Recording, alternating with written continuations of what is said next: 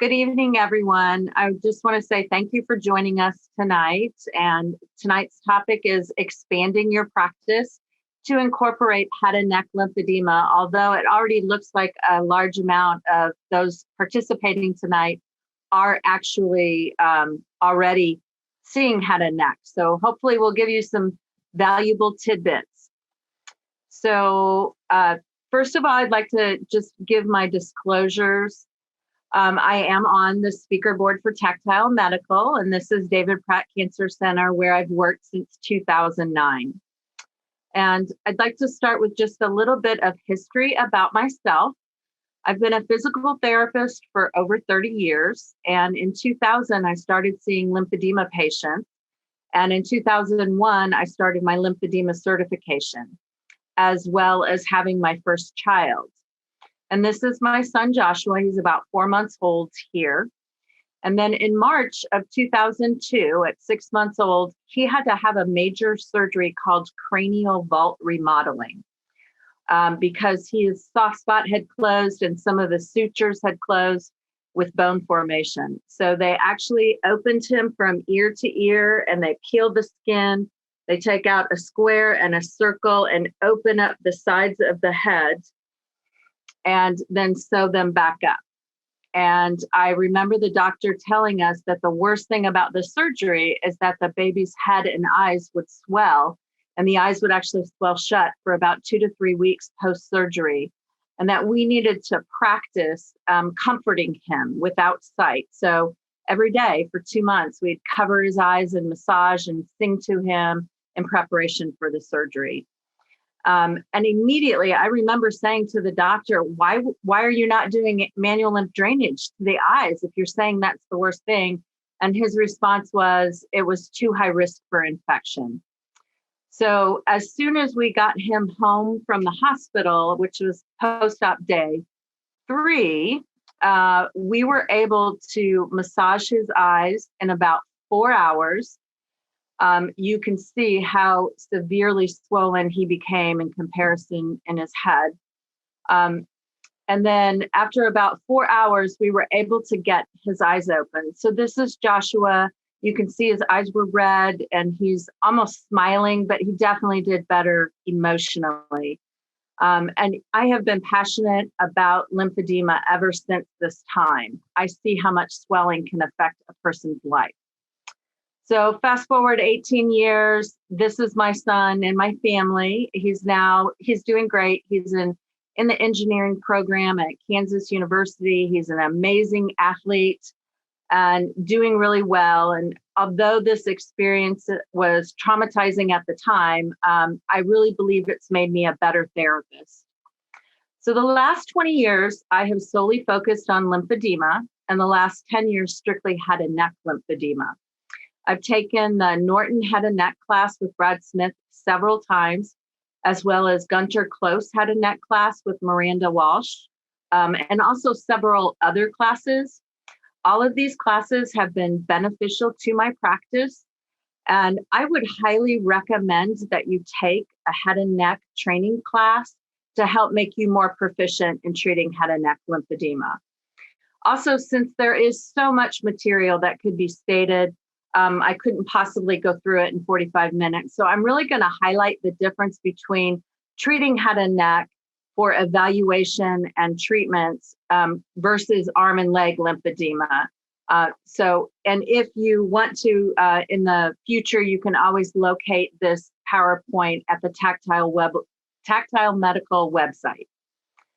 So to start, I want to just briefly go over my objectives. The viewer will be able to identify common locations of head and neck lymphedema, understand the causes of the recent epidemic of head and neck cancer, identify some of the symptom burdens that these patients face, learn some tools to identify and assess symptoms of head and neck lymphedema, identify 3 differences in treating head and neck versus treating extremity lymphedema, and learn some new potential modalities for treatment. We also to gain knowledge of appropriate documentation to justify a need for a Flexitouch device. So First, we're going to look at the prevalence of head and neck cancer and other random facts. So the first is it's about 4% of all cancers in the United States, which is actually up from last year. Last year was 3%. They're expecting about 65,500 plus new cases each year, with an estimated deaths of about 14,500. The 5-year survival rate is about 70%. So this has actually changed. 10 to 15 years ago, head and neck cancers were usually your advanced drinkers and smokers, and the 5-year survival rate was closer to 30 to 40%. But because of all the anti-smoking and anti-drinking information people are receiving, that's actually on the decline. But now there's an incline of HPV-related cancers or human papillomavirus. And they actually make up about 70% of all head and neck cancers today. So looking at the common sites of where you will see cancer, I just want to clarify, brain cancer is not included in head and neck cancer. It's actually from the sinuses on down. And so the most common places for head and neck cancer are your oral cavity, where it might be the tongue, or the most common is the tongue, but it can be the cheeks, the saliva glands. You might also see oropharynx. That includes the tonsils and the base of the tongue, and then your larynx. Most of your cancer patients you're going to see are going to be squamous cell carcinoma, but I do occasionally get referrals for melanoma, lymphoma patients, and thyroid cancers. But basically, your evaluation and your treatment for these lymphedemas will be about the same. So looking at the most common cancer treatments, there's some form of combination, but the most common are surgery, chemotherapy, and radiation. With surgery, you're looking at an initial treatment of removing the actual tumor and any soft tissue that might be located around it. And then often there's neck dissections where they will take out 30, 40, 50 lymph nodes out of the 200 to 300 that are in the neck. And that's considered a radical. But most often these days, they're really trying to do more tissue sparing. And so what I mostly see are partial or modified neck dissections where they're taking out the lymph nodes and any involved tissue.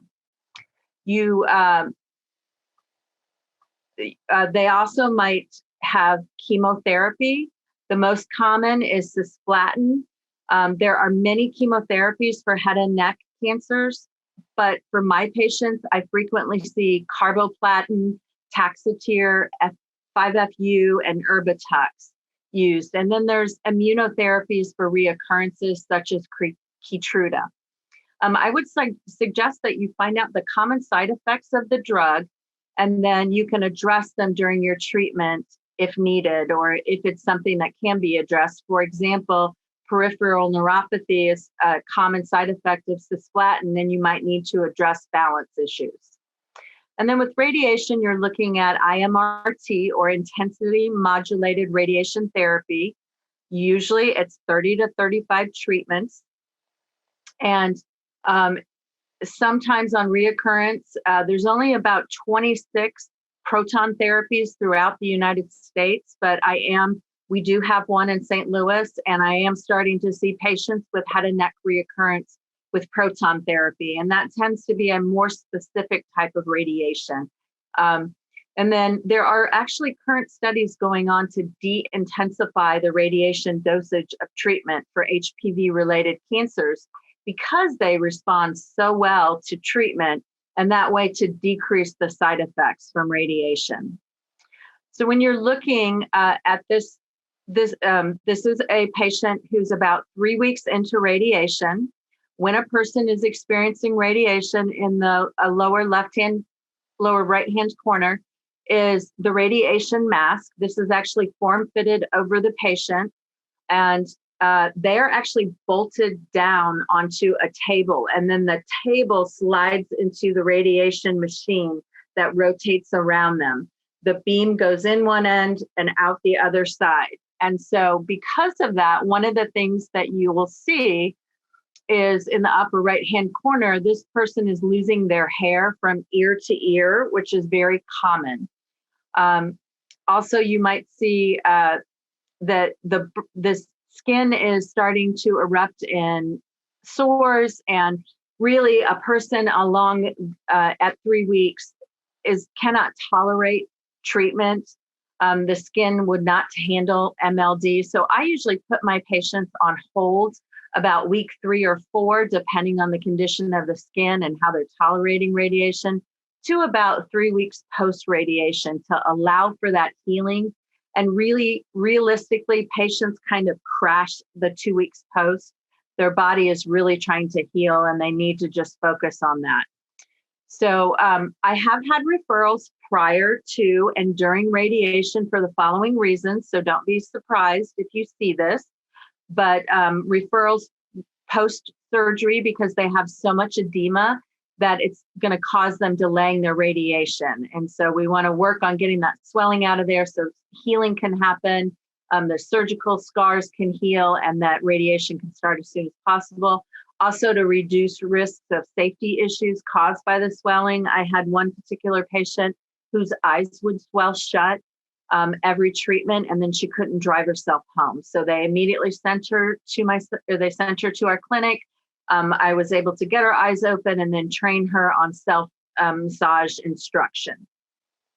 So, and also I just wanted to point out that you want to note the last day of radiation, because for most patients, healing is marked from the end of radiation. And so when I'm referring to returning symptoms such as saliva, I'm marking it from the last date of radiation.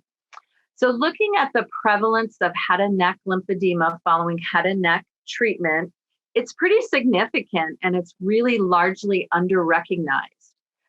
2 recent studies have shown the presence of lymphedema at 1 year out from their cancer treatment, and found that up to 90% of head and neck cancer survivors suffered from either internal or external lymphedema, but the majority demonstrated both. And in another study, 75% of those patients had moderate to severe lymphedema, and 47% had moderate to severe fibrosis. Some of the significant symptom burdens caused by lymphedema may include dysphagia, which is trouble swallowing, pain, discomfort, tightness, scarring or fibrosis, reduced range of motion or contractures of the neck or the jaw, difficulty breathing, vocal changes, hearing loss, or difficulty speaking. Other issues that you may see that aren't related to the lymphedema, but from the treatment of the cancer, include lack of saliva, or which is called xerostoma, changes in taste, anorexia, or loss of shoulder function above 90 degrees from the surgery.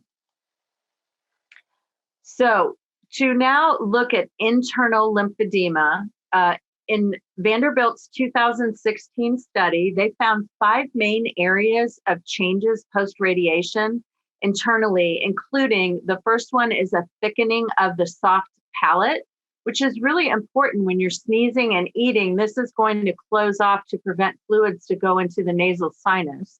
And there's a thickening, so it decreases the movement. There's a thickening of the perispinal fat pad, which can actually narrow the lumen of the esophagus, and so make it more difficult to swallow.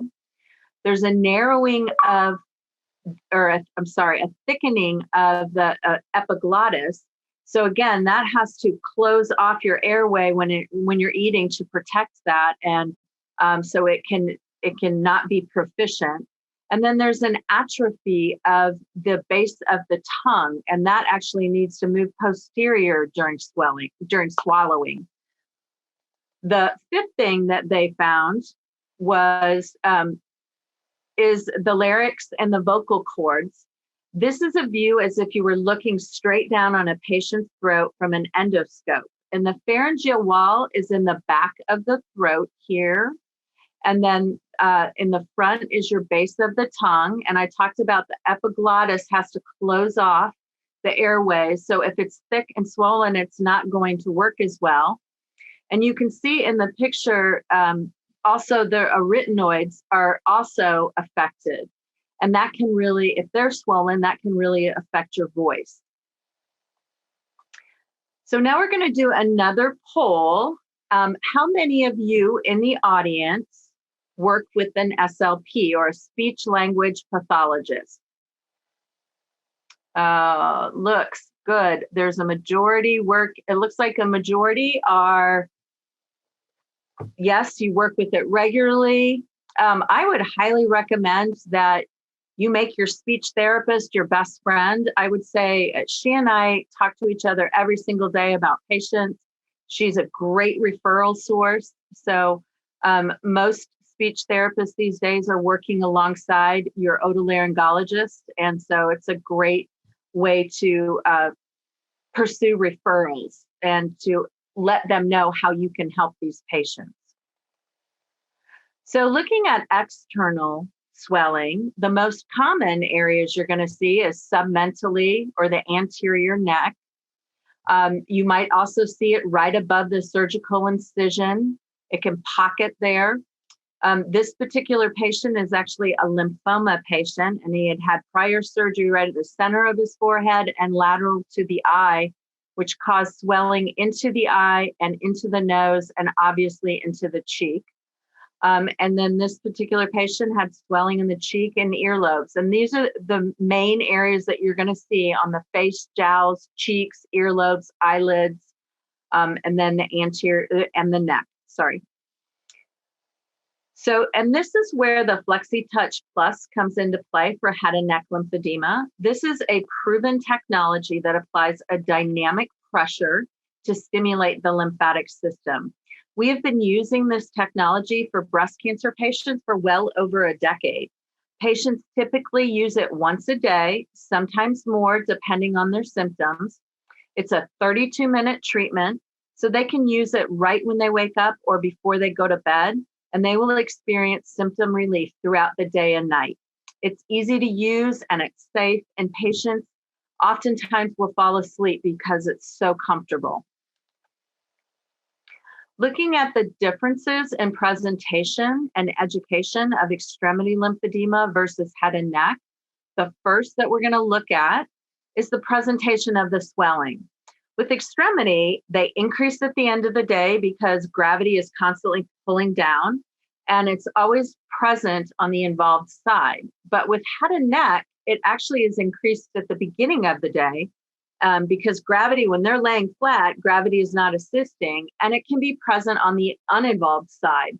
So if I've been radiated on this side, you very frequently will see the swelling pool out on the center of the neck into the uninvolved side. And that's probably because radiation is causing some tightness of the skin in that area, and fluid goes to the area of least resistance. Looking at the patient's BMI, in extremities, we know the obesity contributes to lymphedema, so it can be high. But with head and neck patients, it very often is low. It's very common for these patients to lose 40 to 50 pounds during radiation because of the inability to eat caused by the burn in the esophagus and cause malnutrition. And so if the patient has lost up to 15% of their body weight, they oftentimes will end up with a feeding tube. 10 years ago, they used to give everyone a feeding tube, and we really had a hard time weaning people. And so now they're really trying to push people to carb load ahead of time to not have to then struggle with getting off of a feeding tube.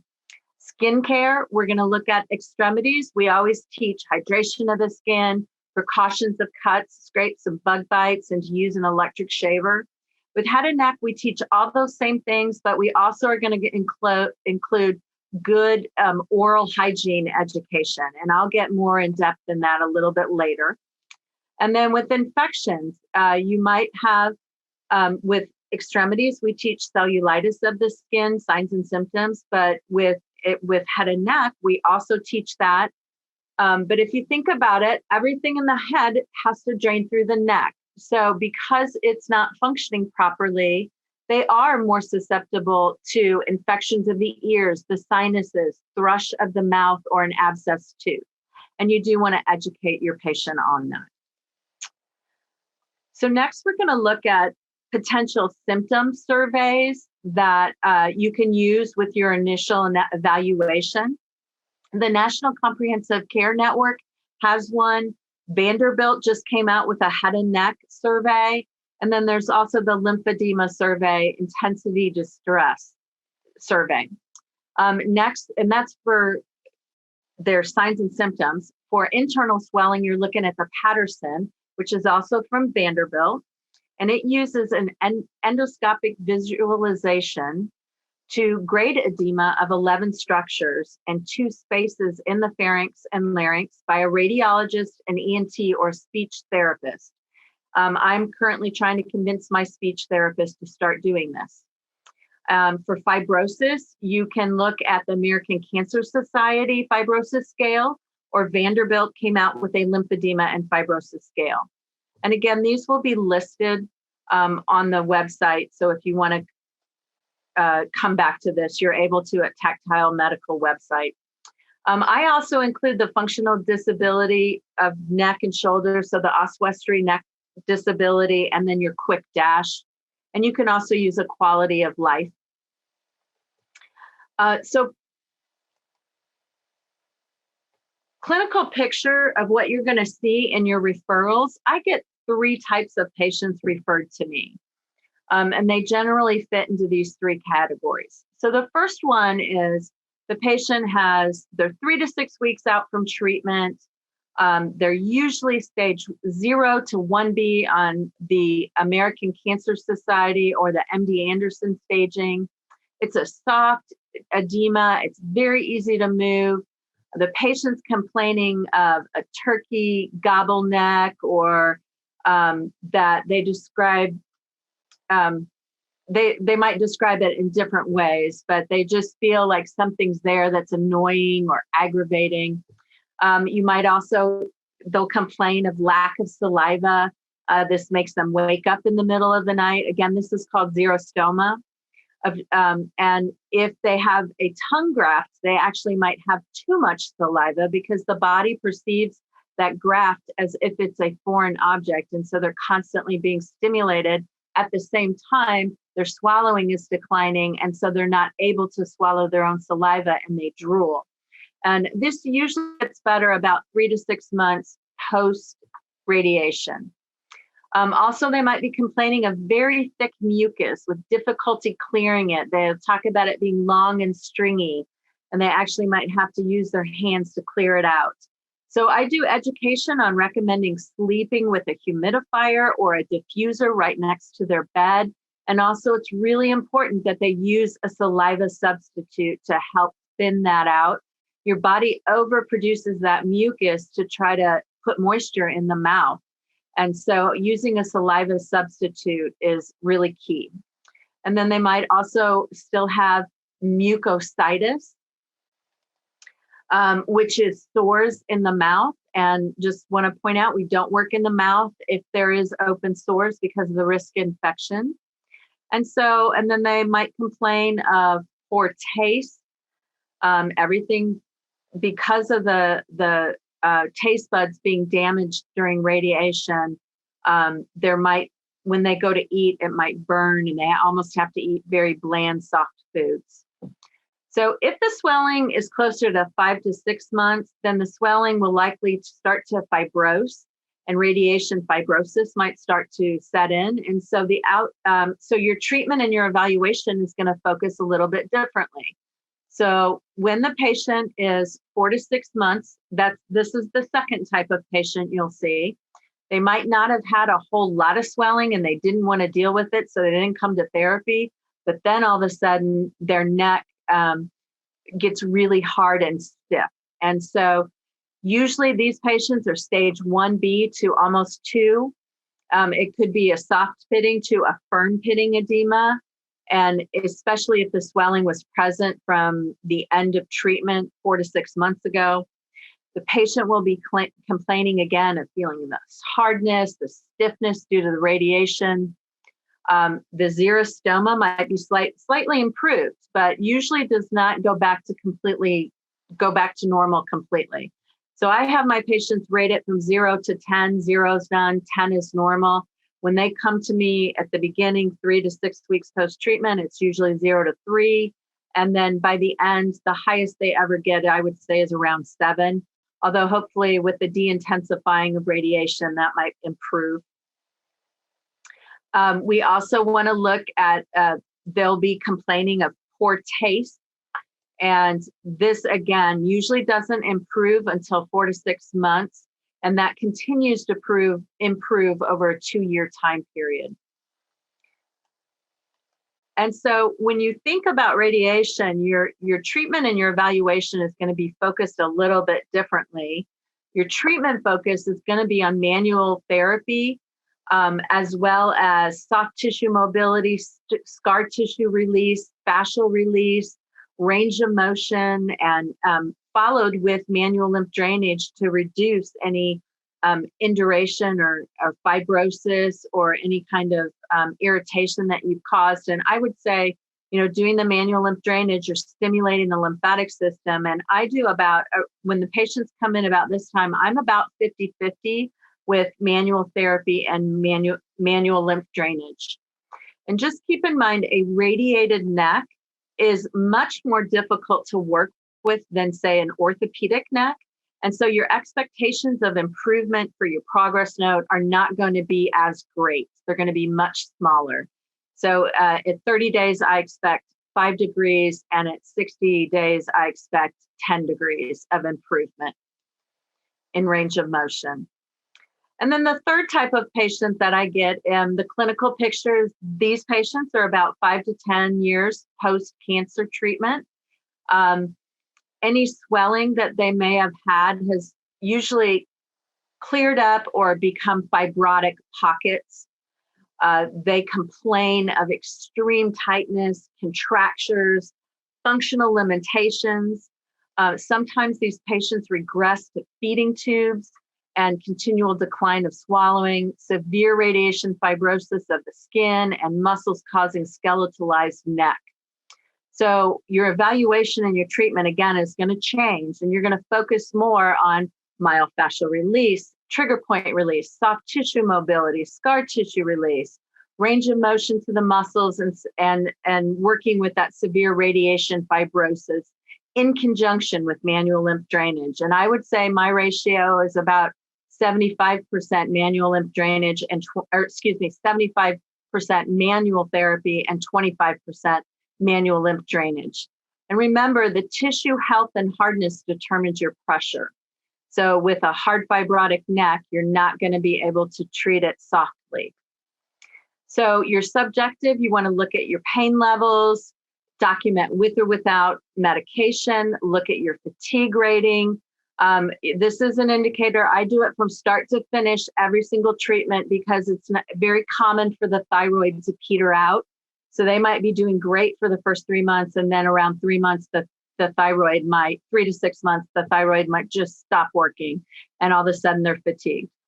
You want to look at self-reported function, their loss, are they driving, or how are they doing eating? How if the patient's tried self-massage or doing exercises, which this is important for Flexitouch approvals.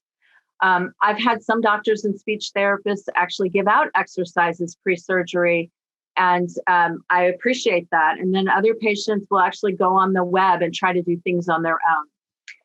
You also really want to look at diet. My questions are, how much of your nutrition is going through the feeding tube, or how much of your nutrition is coming in shakes? What type of food are they eating? Soft only? They may need a referral to the speech therapist or a dietitian. And then I also keep track of their weight. It's very common for patients to progressively lose 5 pounds a month because they're having trouble eating foods. And again, they might need to be sent back to the physician or to your dietitian. Now, in your evaluation, you want to make sure that you're looking at postural assessments. A radiated neck tends to continue to pull forward. So we really educate and provide exercises for postural correction, looking at range of motion of the neck, shoulder, and don't forget your TMJ. This is how I measure it. It's easy to lose and very difficult to get back. And this is called trismus if there's a lack. Your normal is 35 to 55 millimeters. You want to look at strength, of course, and any deficits you're finding in strength or range of motion. Really, you need to document them, especially the hands, the neck, because these can cause issues with trying to don garments or performing self-massage. You want to look at nerve palsies of the face or arm, peripheral neuropathies I talked about. If you think about it, if you're trying to teach self-massage and they have numbness and tingling in their hands and neck, and then the neck is numb from the surgery, you're trying to teach them to massage in a blind area. And so careful documentation will help you if later on you decide that you want to evaluate for a Flexitouch device. On the objective measurements, you want to continue to look at rate your radiation fibrosis. I gave you a couple scales. You want to look at your external objective measurements. They can be done by laser or ultrasound or grid photography. But mostly those are at research hospitals where they can secure the funding for them. But in my hospital, I don't have that funding. So I do them MD Anderson's circumferential measurements of the neck and point to point of the head and neck. You also want to look at wound measurements if they're present, palpation of the skin. Most skin should move in 2 centimeters in any direction. So if it's not, you can indicate that. You also want to do the bow tie test, which is the Bjork bow tie test that you should be able to pinch your skin like a stemmer. If you can't, it's going to look more like this, like a bow tie. And that's a positive sign. You also want to look at your incisions, your scar tissue adhesions, and describe them. Are they hypertrophic or keloid, or are they movable? Don't forget to look at your graft donor site. Is it healed? Is there swelling present? For instance, this gentleman had swelling, so we had to treat head and neck, and we had to treat his thigh. On a forearm graft, very typically, they take this section to replace the tongue, and it can adhere to the tendons underneath. So I always give arm exercises and scar tissue mobility to the wrist.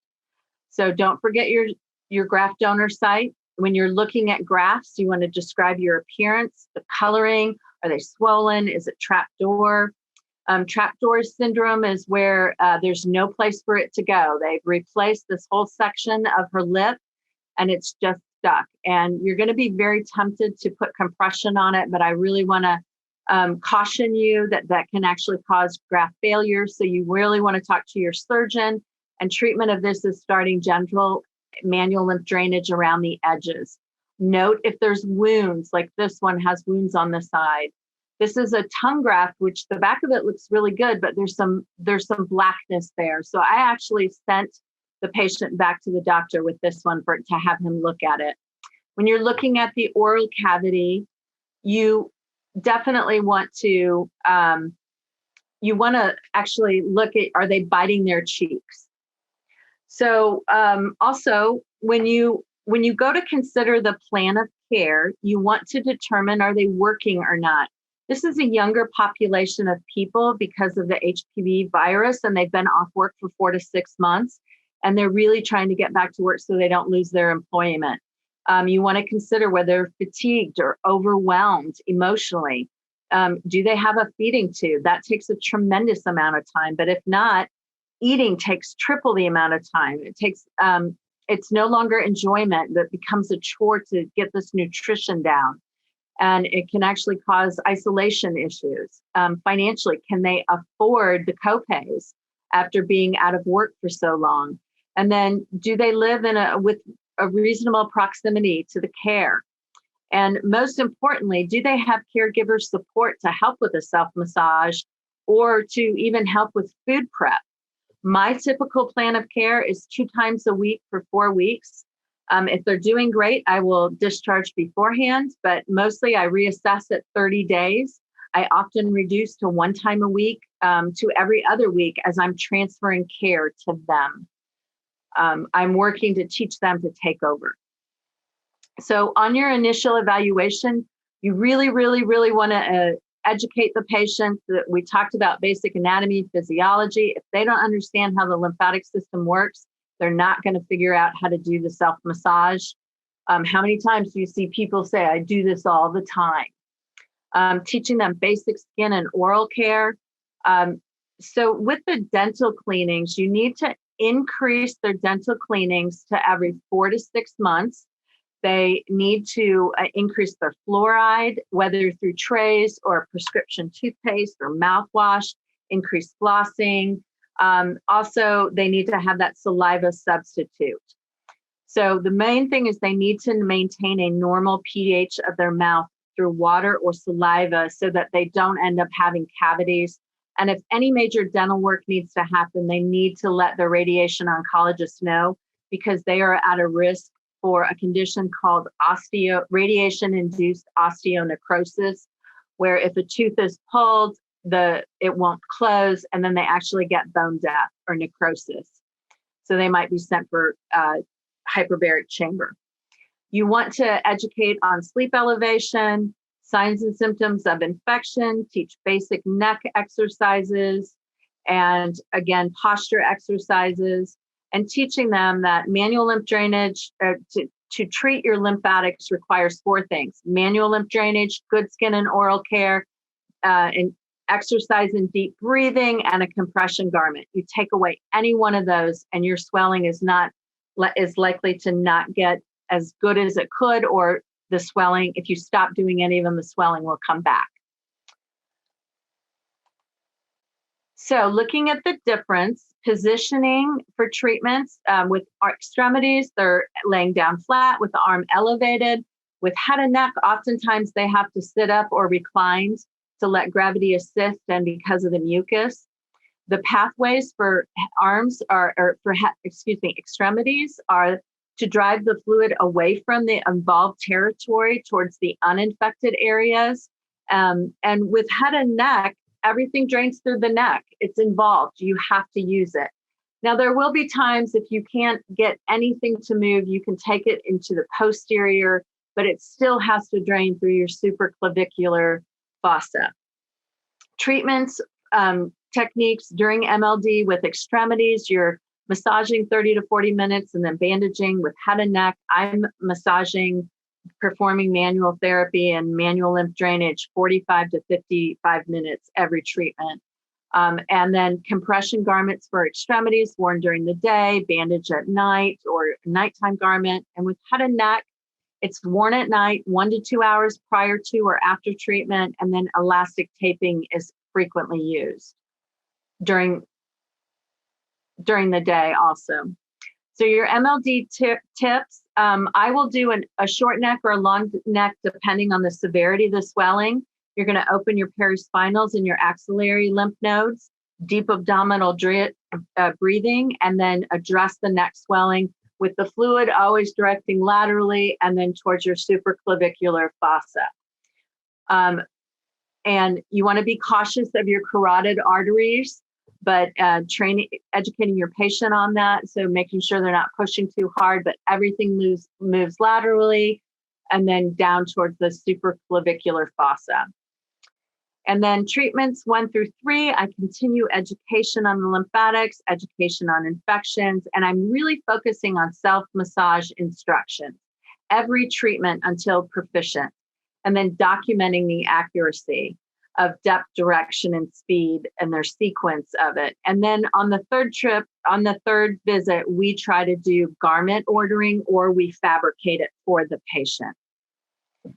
And then in documenting 4 through 8, continue with documenting pain with or without pain medication, fatigue and its possible issues of radiation, response to the previous treatment, compliance of exercise, garment progressions, are they using it, why not, and how their swelling presents when they come to therapy.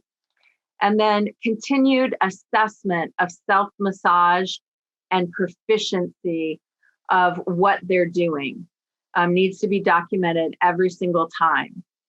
When you're looking at the protocol of what you're continuing to do through 4 through 8, since I've taught them self-massage, I'm hoping they're doing it and they're working on that, getting rid of that swelling. And then I can focus more on scar tissue and use of low-level light laser, manual therapy to the scar tissue, and instrument-assisted soft tissue mobility, trigger point release, myofascial release, Lymphedema, which is negative pressure, and elastic taping. And then you've worked with the patient for 30 days now. So if you feel it's appropriate for Flexitouch, you can initiate the Flexitouch referral at this point. And then 9 through 12, again, you're progressing the care to the patient. You're continuing to work on scar tissue and fibrosis and range of motion. And at this point, especially if this was a patient who came early, their radiation fibrosis might be starting to set in. And this is also a perfect time to address the TMJ because most likely their sores will have been healing, and you can perform intraoral, of course, not in COVID time, but in non-COVID times. So we're going to do another poll question. Are you currently referring for Flexitouch for your head and neck patients?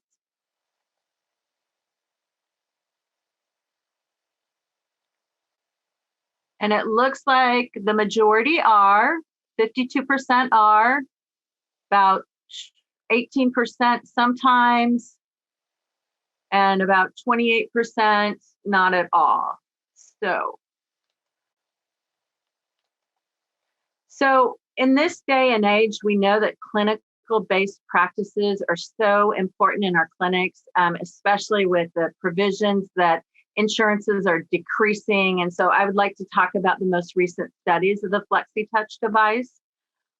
In Sheila Ridner and Barbara Murphy et al. At Vanderbilt did a trial of 43 patients comparing the use of Flexitouch and self-management of lymphedema to self-management alone. This was the first randomized controlled trial of head and neck lymphedema patients. And they found statistically significant improvement in the Flexitouch user group. First, there was a 4 times greater report of improvement in swallowing solids. Then there was a stabilized level of pain compared to those just doing home management without the Flexitouch, where that was actually increased. And then there was a 24% reduction in facial swelling with the use of the Flexitouch, and where the control group actually had a 5% increase in swelling. And then in the next study, I'd like to show that the outcomes that we saw in Vanderbilt were a relatively small patient population, but were consistent with what we saw in this much larger population. In March of 2020, Head and Neck published a retrospective study of patient-reported outcomes of 205 Flexitouch users. Dr. Carolina Gutierrez et al. At University of Texas conducted this study and looked at pre- and post-treatments results in 5 key areas of head and neck lymphedema. And as you can see, in each symptom, patients had a statistically significant reported improvement over their experience reported pre-Flexitouch. One of the things I'd like to point out is in the 4th symptom of as difficulty swallowing. And as you know, that can be one of the main problems that these patients face. And improving ability to swallow can be huge to help the patient eat again. And really, it's one of the biggest impacts we're seeing reported with the Flexitouch. So next poll question we're going to do is, if you're referring for Flexitouch, when are you doing so? Early in the treatment, later on in the treatment, or I don't refer at all? And the most are doing, it's varying. Okay, early in the treatment. And then about 34% are doing later on. Okay. So I'd like to present you with some of my patients. These are pre and post Flexitouch. This patient is before Flexitouch for 1 treatment, after 1 treatment, and after 1 month. This particular patient came to me for evaluation, and he had already been referred for Flexitouch from another clinic. And then he was placed on hold because he actually had to have a lymph node removed and a surgery. So he was placed on hold until October 1st. And then this is him on October 15th. When we reassessed him, he was actually smaller than he was the first time with just use of the Flexitouch at home. So looking for best practices of when to refer, the first thing I would say is insurances want to see that you are working with the patient at least 4 weeks prior to referring. That way you can assess them and have it documented that they need it. You can ask your sales rep for an insurance company requirements. The third thing you can do is document properly to facilitate. And one of the big things is it has to have a lymphedema diagnosis. It can't say swelling. You need to have a response to previous treatment, and then documenting the lack of ability to give self-massage, which hopefully you've already taken care of in the past 4 weeks. And then the fourth thing you can do is consider consider adding a template to your medical records. I did that recently, and it's helped to streamline it a little bit. So in conclusion, I hope this presentation has given you some great information on how to evaluate and document and treat for head and neck lymphedema approval for your treatment or for the Flexitouch. You will have to adapt some of the your traditional lymphedema evaluations and some of the objective measurements, but you at least have a place to start and hopefully have some valuable information. And hopefully you can recognize the differences from extremity versus head and neck, and see now that research shows that the effectiveness of the head and neck Flexitouch device. Also, how to document further referrals. The last thing I would like to say is don't be afraid to treat this patient population. They really need you. We need more therapists to address this. Thank you. Now I think we're going to go into question and answer.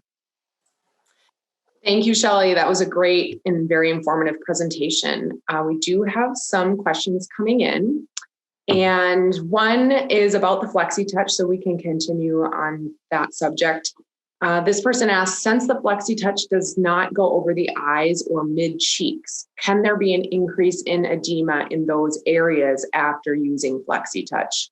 And if so, is there any recommendations to avoid this? So I have not seen that. In fact, because everything is draining through the neck, you are addressing the main lymphatics. So as these are clearing, you're first clearing the trunk, you're clearing the neck. So that is helping to improve all of this draining down. I also have told people if you have more swelling on one side, you can shift it just a little bit to address that cheek swelling a little bit more if you'd like. And I tell my patients they can also put a chip pack in there. Okay. Another question is, how often do you see cellulitis of the head and neck? I do discuss this with patients, but I've never seen it like I do in upper extremity or lower extremity. So it is not nearly as prevalent as it is with the extremities, but I have seen it. And once they have it, it happens repeatedly. It is more common with stomas. And, but I have a patient who doesn't have a stoma and he gets it every year around the same time. So it is common, and I still educate, but I focus more on oral hygiene. Okay. One is, how is the internal swelling addressed? Does MLD affect the internal swelling? So at this point, we don't have clinical studies demonstrating, but we should, as therapists, get on that. The only thing that I can say with my clinical experience is that my patients tell me that they can swallow better, they can talk better. And, I'm doing a lot of manual therapy and myofascial release. It takes over 100 muscles to swallow. And they're very tiny muscles. So when I'm doing manual therapy, myofascial release, into those muscles, I'm helping the swallow. And then as I'm clearing the external swelling, I have to think it has to help the internal swelling. Your body's clearing less. So that's my response, and I'm sticking to it. Great. How do you address COVID precautions in treating this population due to the location of treatment around the face? So I am wearing a mask. I'm wearing a face shield. I'm wearing gloves, and the patient has a mask on. We have stopped doing intraoral during COVID, but I am still teaching them using my hand as the tongue or using my hand as the cheek.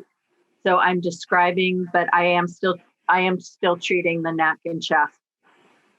Okay. Have you seen lymphedema for people with head and neck cancer of thyroid who are treated with radioactive iodine? Yes, absolutely. I would say about 5%. With the thyroid, I didn't mention this, but when they open the thyroid, they actually take some lymph nodes from the chest also. So yes, I absolutely see thyroid patients. Was that the question? Yes. Thank you. Let's see. How much can MLD help with a patient with trismus? Should I focus more on that on manual treatment than on manual treatment? No. So most patients, when you're working inside the mouth, they can't stand more than 2 to 3 minutes at a time. So I might go in and do some trigger point release or external trigger point release as I'm doing manual lymph drainage, and then I come back to it later. So trismus is tricky, and we can do some things to help, but it's the main thing that's going to help the patient is working on them working on it daily at home. Okay. What type of garments do you recommend for night use? So I make my own garments. I've tried various ones. The reason I make my own is because I like to make my own chip pack to address the areas. So I use Comprex, and I can make it thicker where I want it. So I think some people call them Schneider packs, where it's anyway. So I make it specifically how I want it. And I don't like a lot of the garments that are for facelifts because they have that seam right along the neck, and I don't feel like that works well. So I make my own. Okay. One question came in actually before the presentation, and this one is around best practices. She says, I tend to follow MD Anderson's best practices regarding self-MLD with and without compression, like jaw bra with customized inserts, foam, etc. What protocol do you recommend or follow for preparation for pump use and or any immediate post-pump use recommendations? So if I understand correctly, just because a person has the pump, I don't tell them that they then don't have to do self-massage. I will have the patient, if they have a significant amount of swelling present, they can do it twice a day, and then they do self-massage in between. At least then I know they're getting a good opening of the chest and facilitating it moving. And then a lot of times patients will want to skip over that or think that they've already done it. So I do encourage continuing self-massage, and every person's different. So some people may need to massage 5 times a day, where other people might only need to massage once a day. With the Flexitouch use, they do once with the Flexitouch and once by themselves using their own self-massage technique. Okay. And I always refer to it as self-massage. I am a certified lymphedema therapist, and it took a lot for me to learn to do this. And so to call it manual lymph drainage that the patient's performing feels inaccurate to me. Okay. One other question is regarding the pump. and some of the physicians that are engaged with it. And one question is, our local docs remain very wary of any MLD pump use with the RT field for up to 8 weeks after completion of radiotherapy. We have come to understand that patients do in fact benefit greatly by early MLD, compression and AROM exercise and resisted breathing. We have been gently presenting our radiologists with any up-to-date studies and research that support earlier interventions. At what point do you begin utilizing the pump, and at what data do you present to your doctors? So I think that everyone has experienced what you're indicating, that every physician is different. They have different ideas of when it should be used. If a patient is referred to me before radiation and they already have swelling and they've had a significant surgery, I might go ahead and order it. What you have to keep in mind is radiation is causing a burn to the tissue, and manual lymph drainage, you're putting a 98-degree hand on their neck and they can't tolerate that, where the machine does not cause an increase in tissue temperature. So very often they can handle the Flexitouch when they can't handle manual lymph drainage. So yes, we know as therapists it's beneficial to do manual lymph drainage as soon as we can get our hands on them. But convincing the physicians. Now, I would say those particular physicians are probably referring patients to you 6 to 8 weeks after radiation. And so you can develop your relationship with that doctor to help facilitate moving in sooner. So, my relationship with my doctors now, after being here in 10 years, is completely different than it was 10 years ago. And so they trust me and they would listen to me. So, the Flexitouch has only been approved since 2017, I think it was, by the FDA. Is that correct? Yes. Okay. So it's only been out 3 years. And so we're still getting studies produced. So they're coming out. It's been proven effective. You can show the studies that I gave today. But we know that you can use comparison of extremities studies also. We know that early intervention right away with breast cancer patients can actually prevent it from becoming a chronic disease. So that's my suggestion.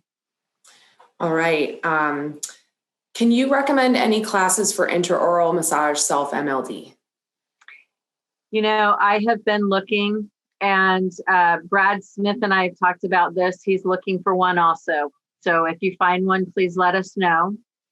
I have the benefit of, I actually work for integrative medicine.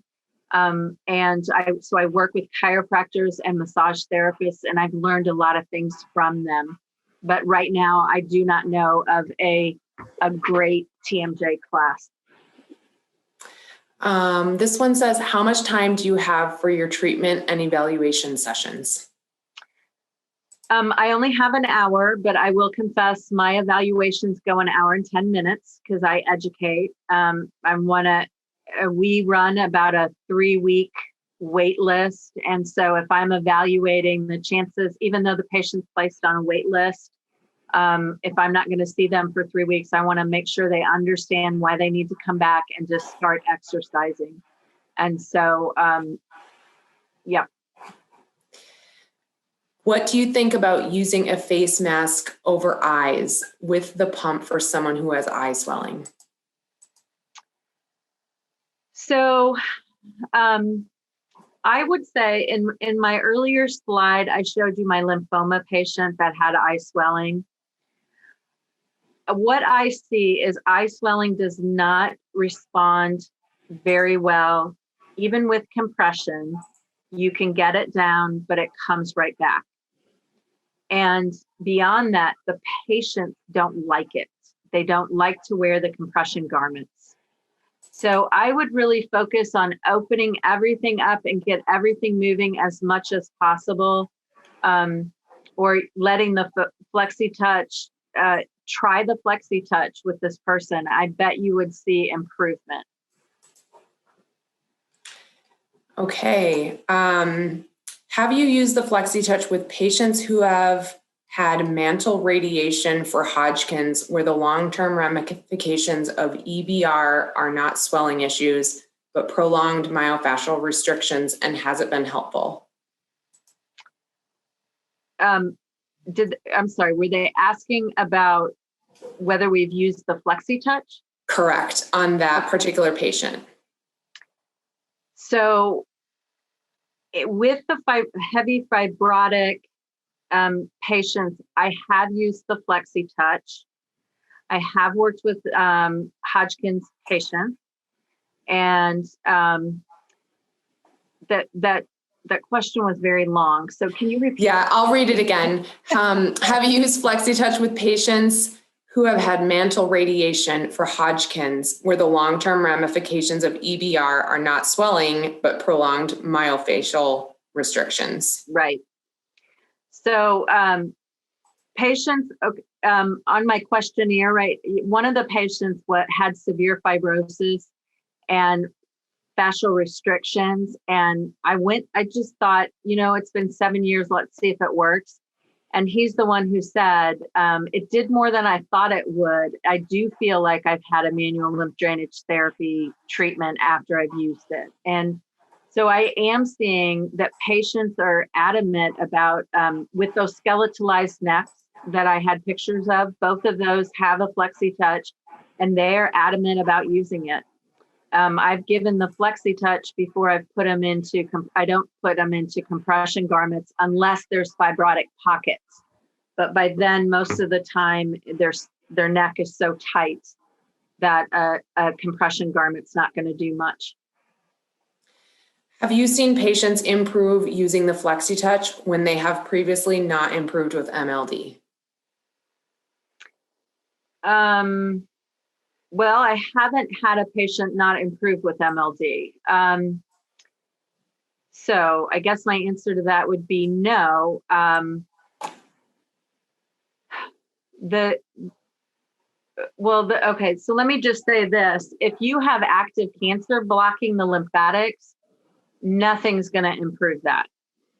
You can do manual lymph drainage to help give them comfort or move some of it away, but realistically, I would do manual lymph drainage with that, but you see very little benefit from it. But I have not seen a patient not benefit from manual lymph drainage or swelling not go down.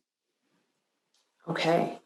One question is, do you have there's some questions on your resources here. One about, do you have handouts or resources for teaching self-MLD?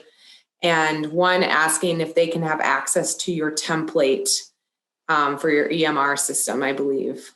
So, okay. So as far as my self-MLD, I actually took patients' pictures and demonstrated and wrote up how I describe it. And we also have used Norton's Brad Smith, the head and neck class from Brad Smith from the Norton School of Lymphology. We use that also.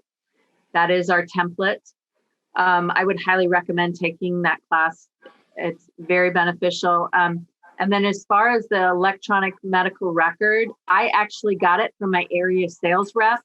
And so you could ask your Flexitouch sales rep for that, and they could provide it for you.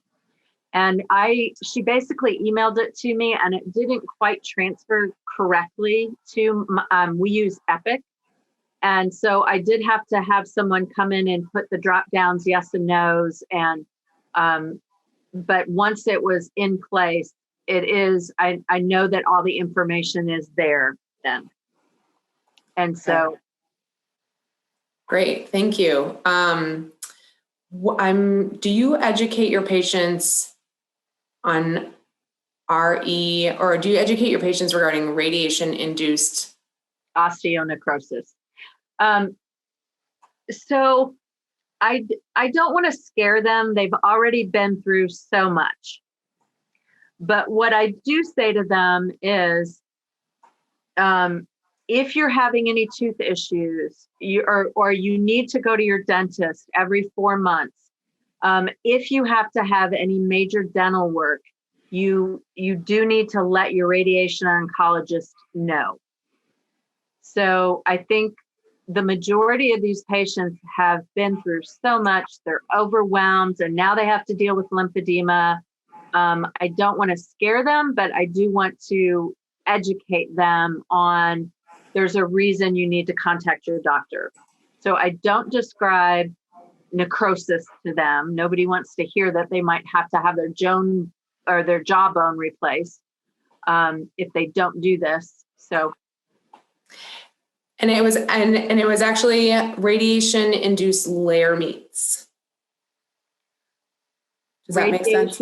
Or layer meats? Layer meats. Yes. Have you heard of that? That was a clarifying question.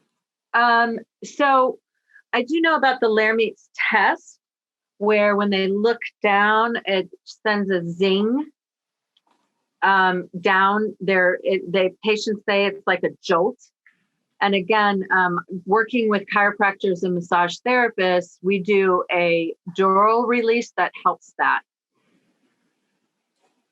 Okay. So I don't educate on that, but I do talk to them about, do you have any, are you having any numbness and tingling in your hands and feet? When you look down, are you experiencing anything? Okay, we have just a couple more minutes. We have a few questions, and if we don't get to any of these, we can respond offline, but one, I'll do maybe two more. Here is, if your patient has primarily functional limitations related to feeding and ST is working with them in this area, how does the PT/OT determine appropriate goals of care? So with that question, is the speech therapist doing lymphedema, or is the speech therapist working on swallow? There's a little more. It says, we are confident patient has internal lymphedema and no MLD will help, but patient doesn't feel the treatment goals based on feeding are appropriate. So I'm not sure exactly. So again, I do feel like what we do externally, what we do externally helps internally. You're opening. We know that if I massage this arm, the other arm also improves its lymphatic transport. So if I can massage externally, I'm going to help the drainage of the internal swelling. And then also the manual lymph drainage and fascial releases are going to help with their swallow. Okay, one is, how do you make your own garments? Do you sew them? I do not sew. I use a product called Super Wrap by Fabrifoam, and I cut them to the patient's head. I measure them to the patient's head, and then I make my own Schneider pack. Okay, which great. is complex. Okay, one more, last question. Do you often get sunburn triggered lymphedema for head and neck? It can happen. I wouldn't say it's sunburn triggered, because I do educate my patients that every time they go outside, they have to wear sunscreen. And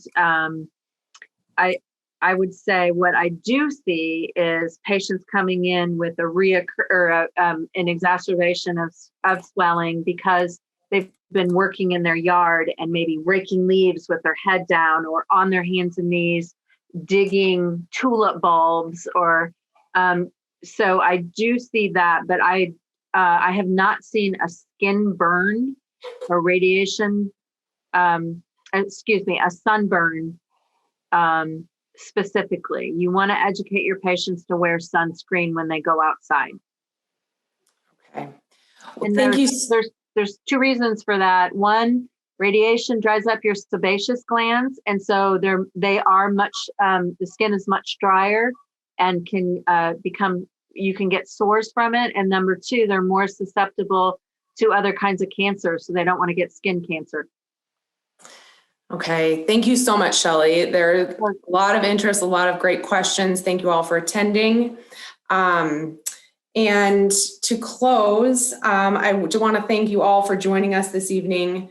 You want to learn more about treating head and neck cancer survivors and earn CE credits, there is a 1.5 credit course being offered at 2 different times on December 9th. And to register there for that and to hear previously recorded webinars, you can visit tactilemedical.com/learning. So with that, thank you, everyone. I will close with a big thank you and best wishes that everyone stay healthy and safe in the coming weeks.